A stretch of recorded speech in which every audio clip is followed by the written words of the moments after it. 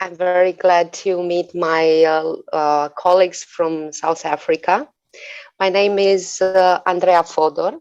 I'm a clinical psychologist and I work with cancer patients. And most of all, I work with cancer patients, but with other people with other problems as well. I am relatively new in logotherapy. I had the privilege to learn from Batya Yaniger at the Institute in Israel. So for today, I prepared some insights that I integrated in my practice. My main practice was on CBT, and it was very nice to integrate logotherapy, especially with the adults that have cancer and that I work with. I appreciate your patience because I will not talk as fast as I'm used to talk, so that I can manage my English language.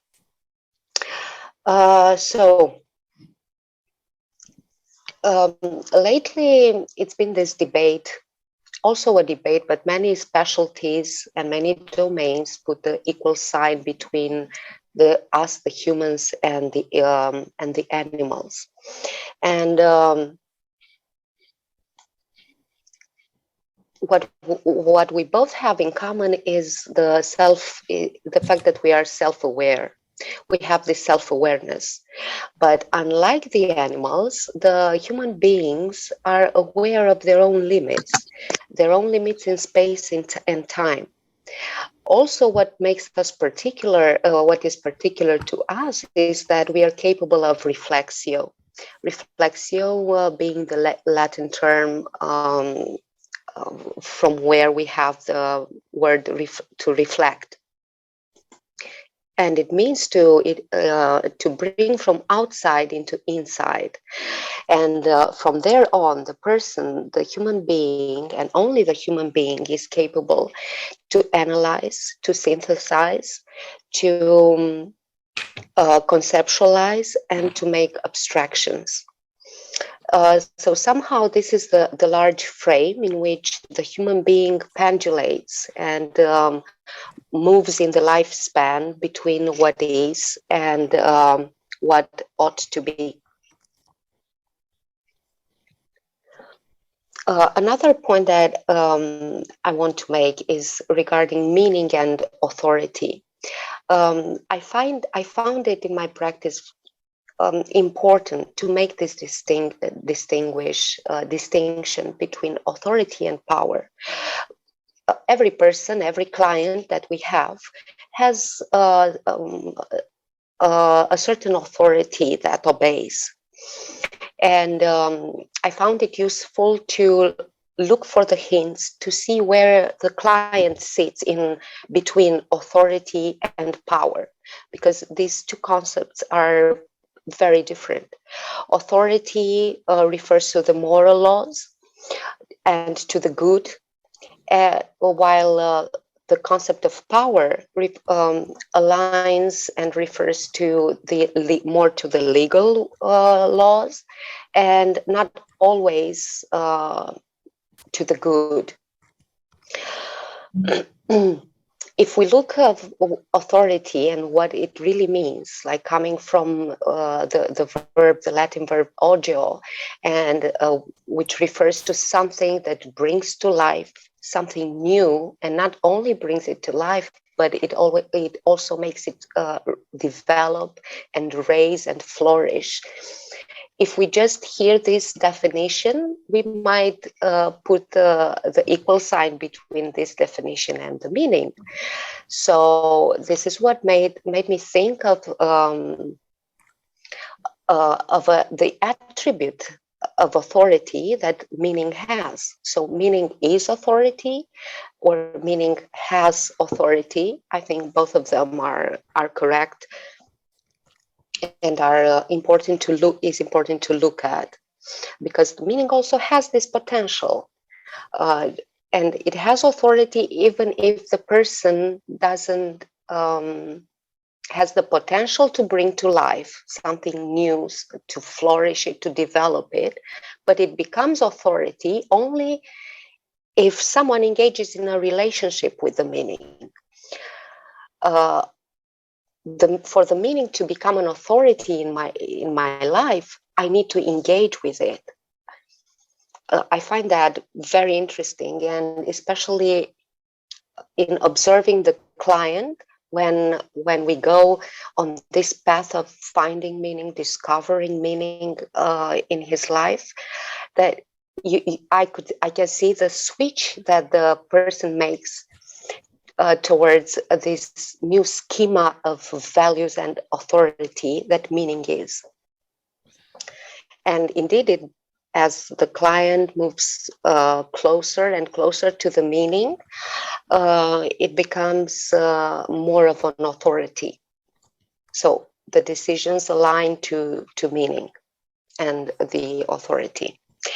Another thing that I've noticed in my practice since I integrated logotherapy was that maybe this is more like a philosophical thought, but the person, just like the metaphor of Viktor Frankl with the plane, the person can spend a lifetime only on the horizontal, being maybe not much different than an animal. But once it starts to raise on the vertical side of life, which we refer of as meaning, values, up to the ultimate meaning, it happens, something changes in the way that the person organizes itself in space, in time. Of course, we are finite. We have our concepts. We need the concepts of time and space, so that we feel and understand our life. But we understand it linear as linear time and linear space, while we are on the horizontal scale. Linear time meaning that we process everything in terms of past, present, and future, and linear space meaning here, there, concepts that it's very hard to run away of. But by themselves, they dissolve once the person gets closer to the ultimate meaning. We have a lot of stories about saints, about monks, about people who work their lives towards the ultimate meaning, the spiritual top of the existential of the existence. And there we can notice that the time is non-linear. There is no more past, present, and future. It is something else, and the space as well. And I've looked in the products of the human being for something to touch that, and that can show me and show us about this non-linear concept of time and space. And I often found that in the dreams of the cancer patients, and not only with them, but more with them, because they are confronted with time and space and the ultimate meaning more than a usual person is. So in the dream, when the person sleeps, that type of product, we can often see this concept of nonlinear time and space. I chose a case study a case study that was interesting. From what point of view? I had this patient. She didn't have cancer. She was a regular person with with a problem. She's in her late 30s, and before she came to therapy, she was on medication for panic attacks, anxiety disorder. And the purpose that what drove her to therapy, was that she didn't know if she should divorce of her husband or not. She needed to take this decision. She felt pressured to take this decision to divorce or decision not to divorce and to engage more in the marriage. She was only they had only 1 year old marriage, and the time was the same with their relationship. The woman had no previous long-term relationships, and she was very self-oriented, highly educated person.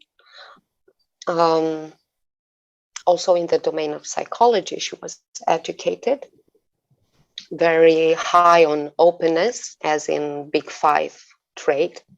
So she was for me a very interesting case. I think among the first cases that I integrated logotherapy.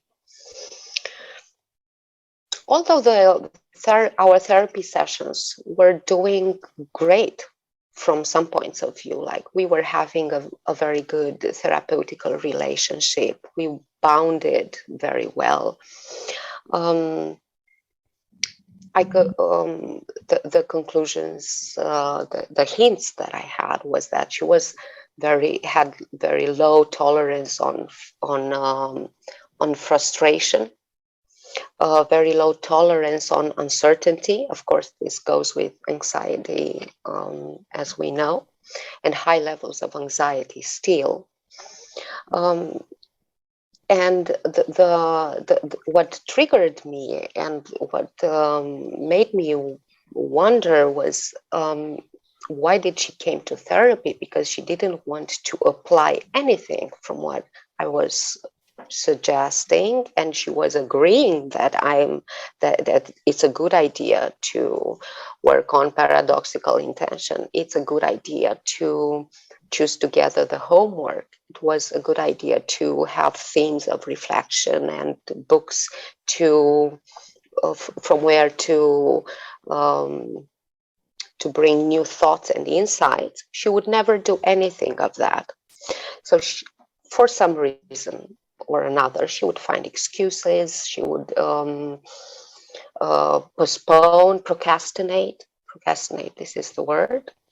And she wouldn't do anything. And also, she wouldn't answer to the difficult questions that had to do with her very most intimate domain of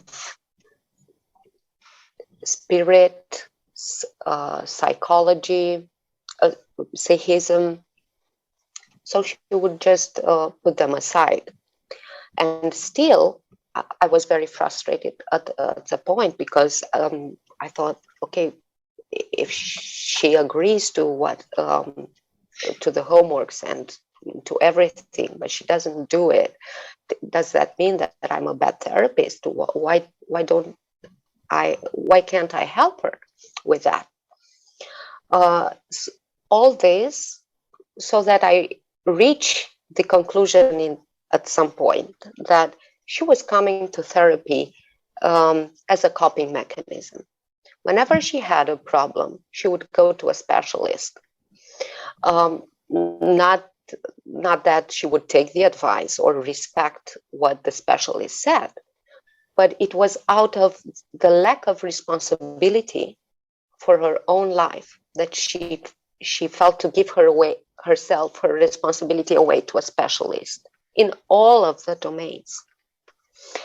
So once I figured out what the hypothesis might be, And being confronted with her constant rejection, she was very rational, extreme rationality there. I thought, okay, I should apply something that I read in the Jungian books about dreams, and give a sign to the unconscious mind, and something will respond from there. I was aiming for the spiritual unconscious because it was a meaning crisis in her life. But I thought that something will come out of that. So the only way that could have come out without her rationality putting the rejection on was in the dreams that she was having at night. So I sent a message to her unconscious saying, listen, sometimes our dreams say a lot and talk a lot for ourselves. So if you have a dream, if you happen to dream something, I would highly appreciate for you to tell me what it is and share that with me to talk about it. So she said she rejected that as well. There's no possibility for me to dream. I haven't remembered a dream in 15 years. But I somehow hoped that her unconscious part will take the message and work it out, because I could feel that tension between what ought to be, and the unconscious caught in between this.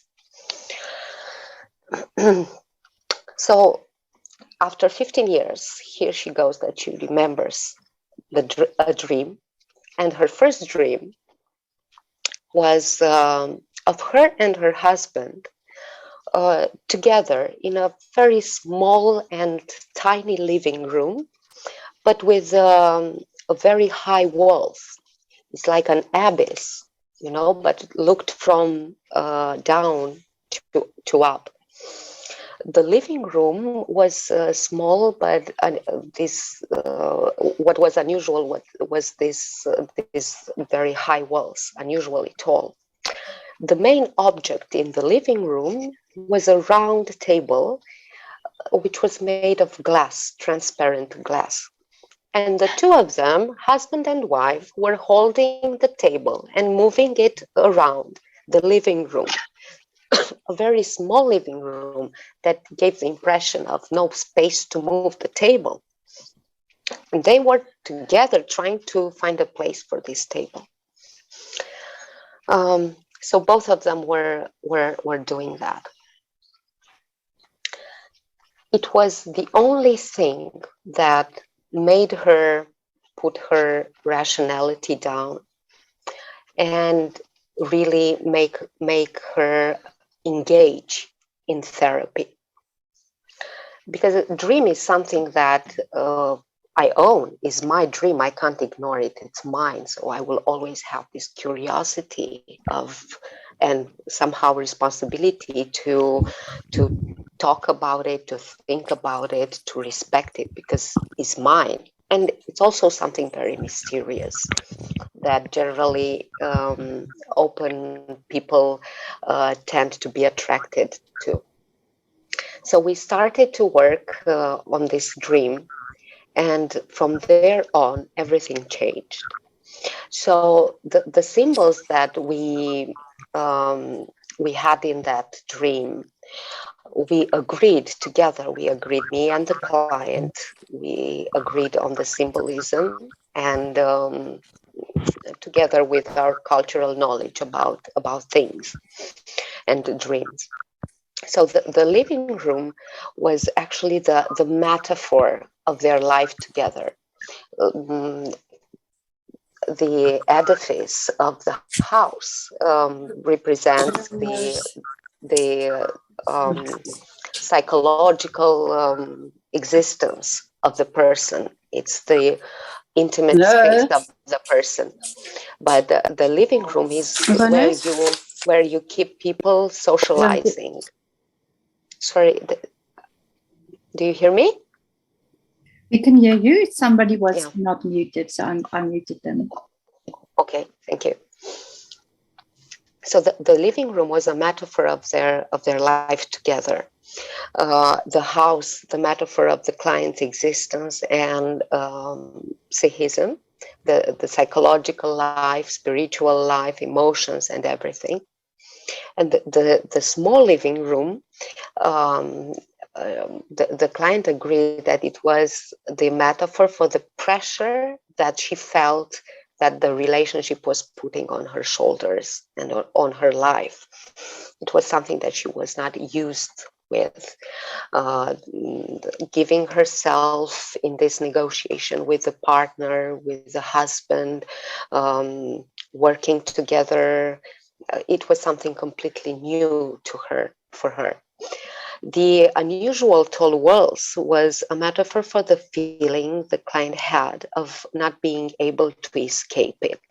That's what she felt when looking up to those tall walls, like she was at the bottom of her edifice, but it felt like she couldn't reach the surface. And also, from the clinical point of view, I thought that was a metaphor for anxiety.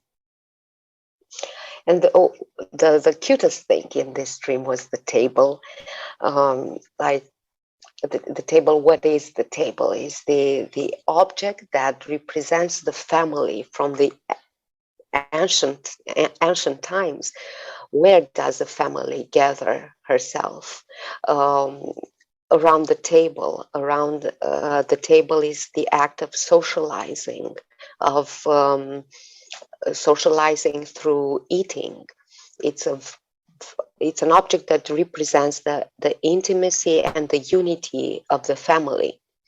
But also, if we think of the symbolism from the spiritual point of view, where the table of the where Jesus had the last dinner, um, where the communion happens there. So it's a very profound, was a very profound object for her.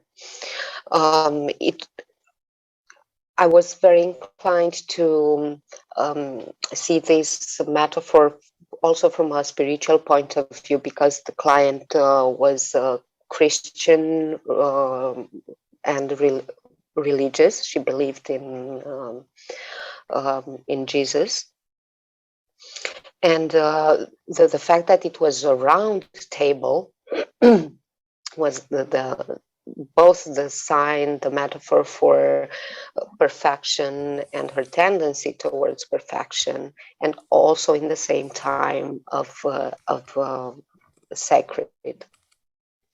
And the transparent glass was her need for certainty. If the glass wouldn't be transparent, that she wouldn't know what to find in their relationship. She desperately needed certainty, and the frustration as low as possible. So just 1 second. So I stopped this sharing because this was what I had written down, and would very much like to share ideas and thoughts about these themes. There was a question in the chat box from Carly, is what do you mean by self-centered or self-oriented? Self-oriented. Yeah. The client was self-oriented as she wasn't used to giving herself away, to giving herself, offering herself to others, engaging in helping others, in reaching other people. Most of the everything about her world was about herself. It was me. It was always me, and very less other people. I wouldn't call it selfishness, but it was a result of the way she had lived until then. What is interesting is that after this first dream she remembered this first dream, she started remembering tens of dreams. It was like a getaway of her rationality, and it was the only way that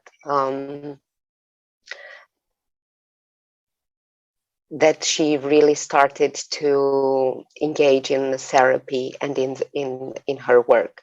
And like, for example, when I gave her an exercise of paradoxical intention that she refused.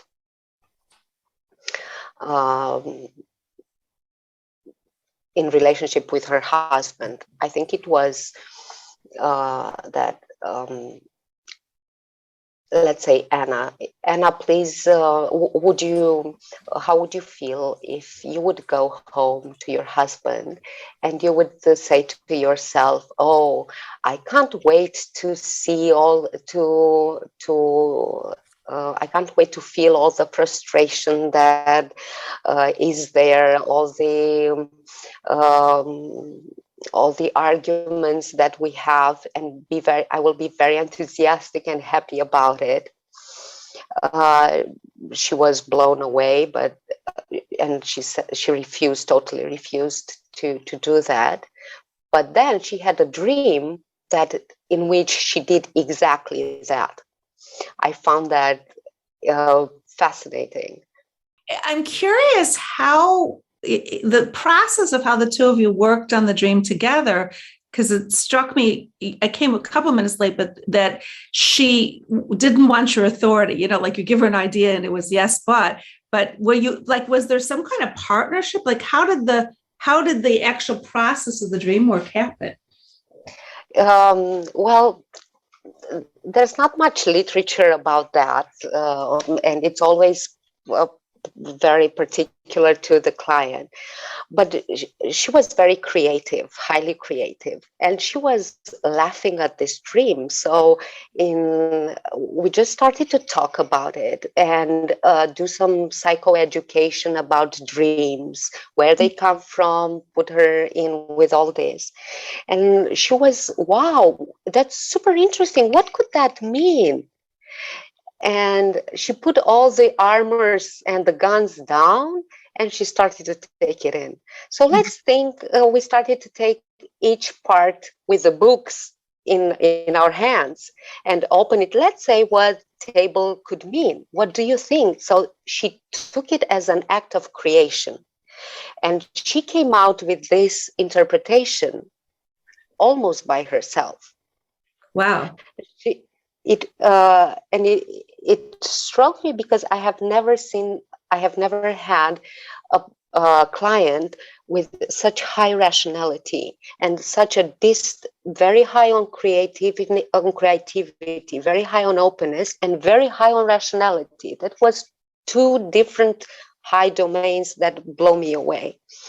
And this was the only channel that opened up for us. So it's like it was so different that it like threw her off, and then she could open herself, like, didn't know what to do with it. Okay, that's very cool. I like it. Yeah. I also read some studies in the cancer patients therapy which say that adults that have cancer are reaching insights about different themes of their lives that they need to integrate, like death, like suffering. If you start the conversation from the dream and the symbolism of the dream, the person is more tempted to give importance to something that belongs to them, like the dream. It's mine. I can't reject it. It's mine. I had it. So let's think about it. And so they integrate the death and the suffering and whatever is of importance for them through the symbolism of dream. Where does the dream originate from? And does it always mean something in your life? Thank you. Thank you for your question. I think that if somebody who could give a clear answer to that probably would be a Nobel Prize for psychology or something. It's like having water in your hands with the dream. You don't know where it comes from. Of course, there are theories like Freud's theory, like Jung's theory, and the neo-psychoanalysis theories about dreams. It's also a matter of culture and archaic symbols. But so far, in the cases that I worked with the dreams, the dreams belong to the person, indeed, because that was also a debate if they belong to us or not. And they are well aligned with the cultural background, both conscious and unconscious. So I don't know where they come from. I think nobody knows, but it helps to work with them. And it's the literature is not rich in terms of dream research, because it's at the edge of everything with everything. Is it okay if I add a minute on that? Is it okay? Please. Yeah, I'm a Jungian analyst, and I've been working with Batya on a dream group together. So it's been fun to do the logotherapy and the Jungian piece. And, I've seen thousands of dreams over the years, and I really think every dream contributes something. I think it's like a bridge between our conscious and our unconscious. And I don't think we ever fully understand dreams. I mean, they sort of come from some mysterious place. We can get pieces of them.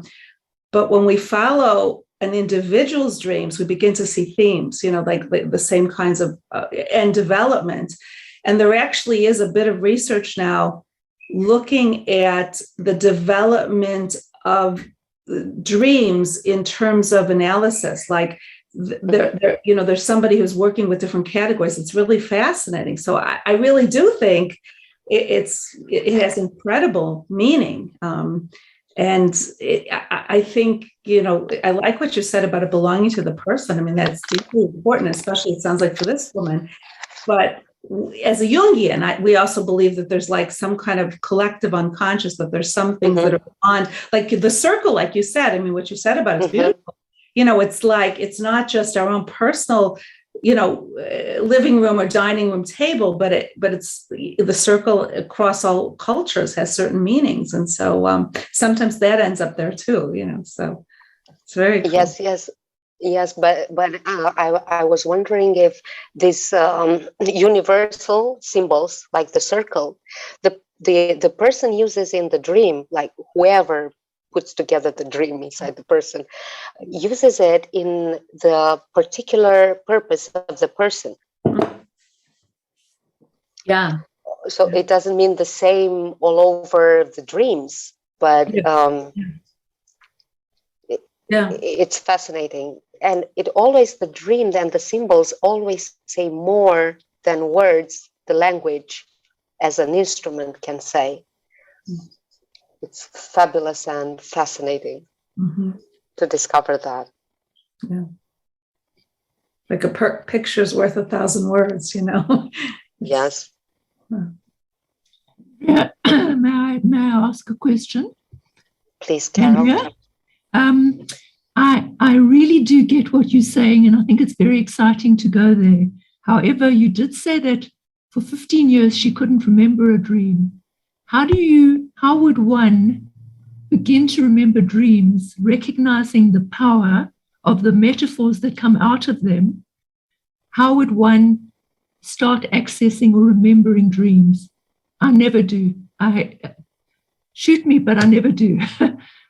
And some people I know can remember the minutest detail. What makes that?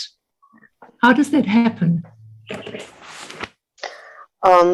So far from my practice with the dreams, I've noticed that it's a shift. It's a shift that happens, and and then something happens in the unconscious mind, and predisposes the person to remembering the dream. Mhm. Of course, from the study of the brain activity, we know that it's a certain point when a person can wake up so that remembers the dream. But apart from that, I think it also has to do with pressure a certain theme puts on your on the unconscious mind. That we all dream. That's for certain. That we don't remember it. It's something else. Like another client that I had, she wanted to hearing and reading about dreams. She was so desperate of remembering a dream. So she started putting her clock to wake up at certain hours, and she figured it out by herself which hour was that she would wake up and remember the dream. I suppose what you're saying is, if you are consciously intending, if you sort of think about it in that way, that you'd really like to remember a dream, that maybe it manifests in that way, perhaps. In that way. I won't set the clock. I'm sure I'll have a divorce on my hands, but I'll try remembering. Okay, thanks. Okay, so also if you at that time when you're not fully awake yet, the more you get in the habit of grabbing those thoughts before they dissipate, that you can train yourself to remember a little bit better. But I just wanted to mention, if you don't mind mentioning the case that you brought to class in logotherapy class, because it was a fascinating example of how, when you are in therapy, then that kind of mobilizes those processes that are being worked through, and then it shows up as a dream that's kind of giving you an answer to something. So I think that's really fascinating, and I wonder if you. I don't remember which case study. I have lots here. Mm-hmm. When did I presented it? Well, it was I don't know, towards the end of the course. It was was an after note, like after you said the next day was like there was another. Oh, I remember. Was I had a client that lost her father, and it was a huge loss for her. It is a huge loss whenever we lose a parent, but she was like, they had like a symbiotic relationship, although she was grown up, like in her 40s. So the loss of her father, somehow unexpectedly. Lots of times I'll have people come to see me for therapy and they don't even know I work with dreams. And I'll say to them, do you remember dreams? And sometimes they'll say something like, it's funny you asked. I never remember dreams, but just last night I had a dream. It's as if their psyche, their soul knows that we're going to do the work. But I do know that there are some people. I mean, I remember my first therapist when I was, beginning, even before I knew about you, and he would die to remember dreams. He used to say this, and I'm someone who can remember like hundreds of dreams, and I never understood that other people didn't until I started talking to colleagues. So I think there's something, somehow some people remember and some don't. But I guess you're right, Batya, like being in a process often helps. There's somebody to listen to it. And also keeping next to your bed, like a book, writing things down. Even if you write your feelings when you first wake up, sometimes that invites the dreams. Like I'll have people tell me, I don't feel right when I wake up. And I'll say to them, I wonder if you were having a bad dream. So, it's like inviting it. So.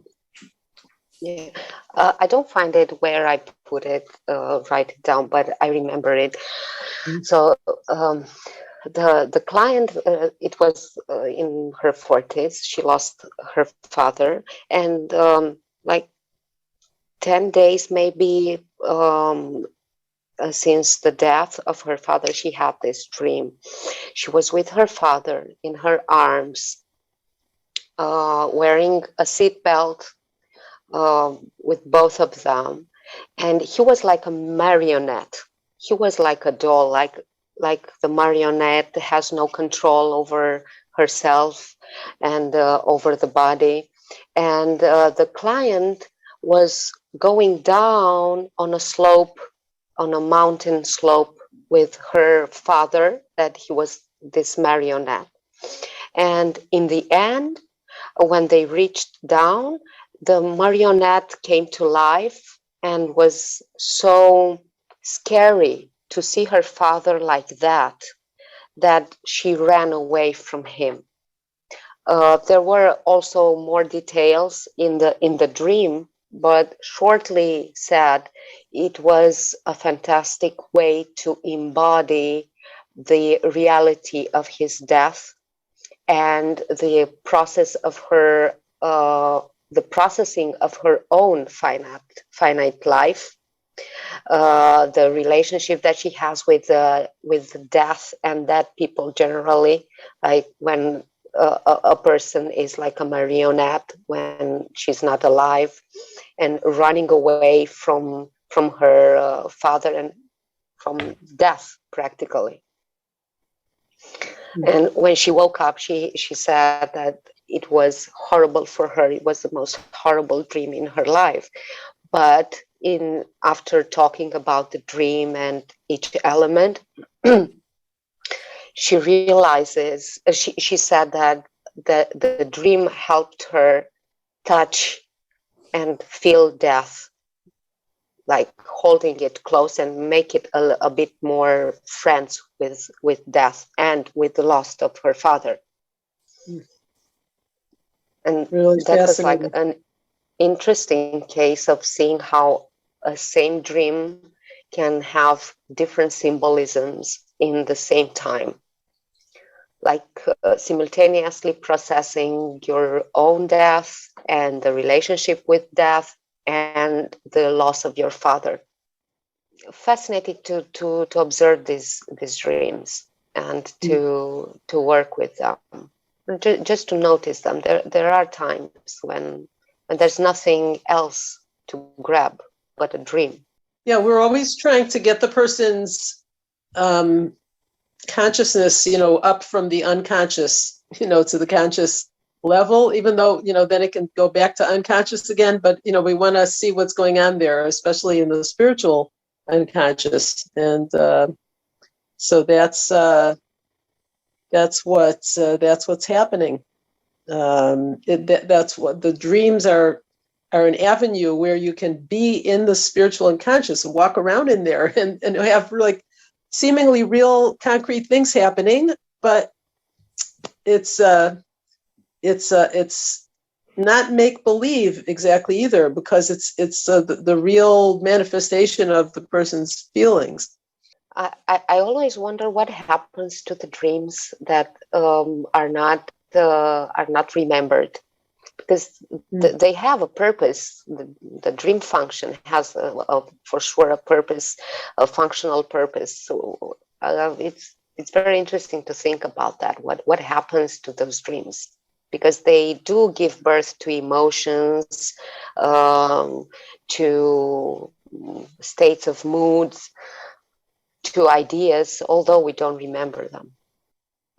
Okay, so I would like to relate to a curious message that Panayota, I'm not sure if I pronounce well your name, wrote in a chat box, because it's curious that, okay, when person is in a denial and is not ready to hear some meaningful message in his or her life, it is as far as I could also observe it from the experience of my clients and personal experience, it's mostly true.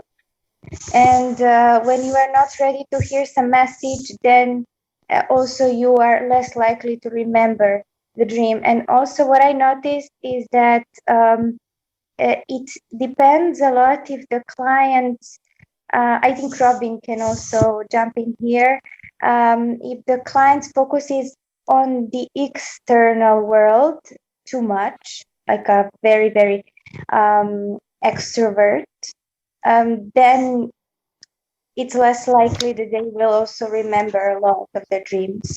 And when people tell me I don't dream, I always say it's not true, because we all dream, but the difference is that we remember, and some of us don't remember them quite often. But that's also maybe something that Robin could explain, of the difference between introverts and extroverts in regarding to dreams. Yeah. From you. Yeah. I also want to say that I think if we don't write them down or do something to remember them, they run away, because there is a certain threat from the unconscious, lots of people say to me, I remembered my dream this morning and I forgot to write it down and now I can't remember it. So I always say to people, even if you write a few words or you tell a partner some of it, if you can't write it down right away, it helps us to remember. But it's interesting what you're saying about introverts and extroverts. I don't know. I have to think about this, but we also say it's compensatory. Like if you're too nice, sometimes you have angry dreams. And if you're too angry, sometimes you have nice dreams. It like brings the other side to the scale. So maybe with introverts, you're right. If you're not extroverted enough, maybe it focuses you on the extroverted world. It's interesting.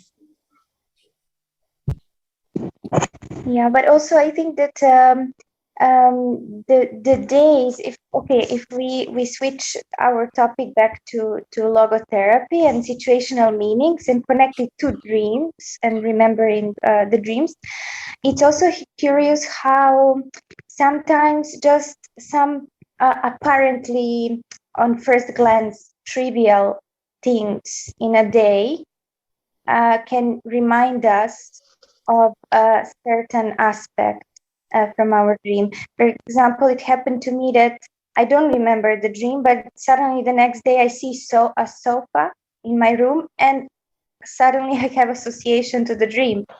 That it doesn't happen always that I will remember it in the morning, but I do remember it during the day, thanks to some object that I see or something that kind. Penny, I can't pronounce the name either, but is saying some really important things. I'm reading it now. That about the emotions, and the dream will repeat itself until it's fully understood and resolved. And then also wrote, all dreams, angry or nice, express the depth of the current state of emotion or struggle. I like this because one of the ways I learned to work with dreams as a Jungian is always to ask first what the person was feeling, because the belief is that if you don't have your emotional connection, you can't really understand the dream, that you need both, the thoughts and the emotions. So I like that. But the other thing I was going to say is trauma dreams, when somebody's been through a deep trauma that they couldn't focus, you often have the same dream over and over again. And then when you get to therapy and you begin to work on it and have a witness with you, often the dream becomes symbolic. Like it shifts from repeating the same thing over and over again and slowly shifts into something more symbolic. It's like the person sort of worked through it. So I like I wish I knew how to pronounce this person's name, but okay. Yeah, a person might try to hide their feelings, Pan says, but it's the dreams don't lie. Yeah, that's a good point. Yeah. About being nice or having angry dreams. 2 days ago, a client wrote to me. She's the nicest person. She's vegetarian, and she had celebrating the Easter last week in the Orthodox religion. And she had that dream that it was spring, the grass was green. She had to take care of the sheep of the family, and she took how do you say the baby of the sheep? Is it you? Lamb. The lamb. She took the lamb and cut his throat, took off the skin, and melted everything in a box of blood with her own hands. And she had her hands full of blood. And we didn't meet so far to talk about that, but I found that very, very interesting for a vegetarian, total vegetarian, and the nicest person to dream such a dream. It regulates us. It makes it, if we're too nice, it's never good. Sometimes I used to work a lot with kids and have a parent say to me, "Oh, my child is never jealous or never, etc." That's always a bad sign, because it's not really underneath. There's we're filled with conflict. I mean, that's what makes life go round. So it sounds like a very important dream. Mm-hmm. And I guess Easter is about, if it's connected to Easter, about sacrifice. It has a spiritual underneath it. Yeah. Wow. I'm just going back for a bit. I'm associated to her dream, which is not fair, but in the Jewish tradition for Passover, there was the sacrifice of the sheep, right? It was the sheep, I think, right? And the lamb. What's the difference between a sheep and a lamb? Yeah, but and in Judaism, when there was sacrifice, it was seen as in place of our own sacrifice, like somehow we were symbolically, doing something to atone for our sins. Yes, but I don't know if that's in all the religions that celebrate Easter, but here maybe it's only a cultural thing that we sacrifice and eat the lambs only on the Easter. Isn't that interesting? Because that's the same time of year that it was. We don't do it anymore, but yeah, it's very interesting. It makes it more interesting that she's a vegetarian. So she thought, her first thought was that I think I starve for meat. and I'm in denial. Oh, and that's very cool that she can say it. It's very healthy, right? That was my first thought, but I thought it might be a bit disrespectful saying that. There's a question that came up in the chat. How do you interpret the meaning of a recurring dream? Yeah, and I think Pan was able to make a little comment on that too on the in the chat. She said something like when dreams come over, when dreams are recurrent dreams. I can't remember. Let me check. They repeat themselves. They repeat themselves until the result. Something like that. Yeah. I've just been checking some of the her thoughts here, and the last one here reads that there is no fortune telling in dreams. They are not about past or the future. And I just want to probably ask the house: can it really be? Because my wife actually always has dreams that have to do with the future, and most times her dreams turn out to be almost exact. They predict the future almost accurately. Mm-hmm. I heard that in other cases also, like the prophetic dreams. It makes your skin loose about the similarities between the dream and what is going to happen. So there are these so-called prophetic dreams, from what I've read and heard, and we can't be denied. I don't know if people have more questions still, but I just didn't want to, leave without thanking you so much, Andreea, for bringing us this presentation today. And I'm really getting a lot of pleasure out of hearing you, and I love the way you think. I love the way you process things. So I've gotten a lot out of. I had a good teacher. Yeah, I think sometimes you don't get something out of something, but I think what it creates an awareness, and what it created for me was an awareness that dreams are real, and dreams belong to the person, so it's yours, and there's meaning to a dream. So you don't just dream for a dream's sake, but there's meaning in a dream. Am I correct, Andreea? Yes, there's always meaning in a dream. That's our debate. How do we depict the right meaning for the person, for ourselves?